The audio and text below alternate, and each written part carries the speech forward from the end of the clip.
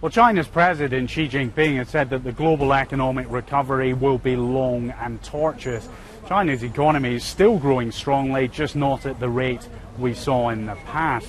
But next month, the ruling Communist Party is set to agree upon key economic reforms. Now, this is being described as a potentially watershed moment in recent Chinese history. We'll just have to wait and see whether it lives up to the hype. But these reforms will focus on stimulating domestic consumption. And what that ultimately means is slower but more sustainable economic growth here. Here in India, the economy is facing multiple challenges. Growth has slowed down to a decade low. The currency has had to face some tough times in recent months. Inflation's on the rise, driven by high food prices, which led to the Indian Central Bank raising key interest rates. Now, this has made borrowing more expensive for companies. Recently, the Indian Parliament also approved the new food legislation, under which 800 million Indians will be provided with basic food like rice and wheat at a subsidized rate.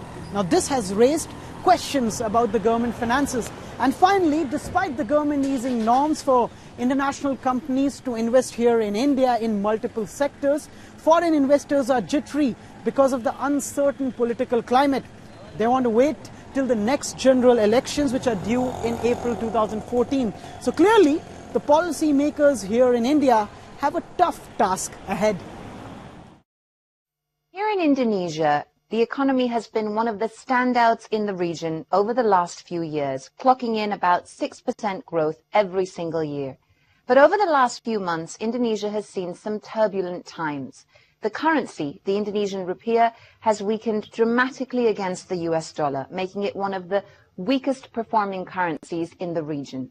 Many investors are concerned that the government isn't paying enough attention to economic reforms here because of an upcoming election next year.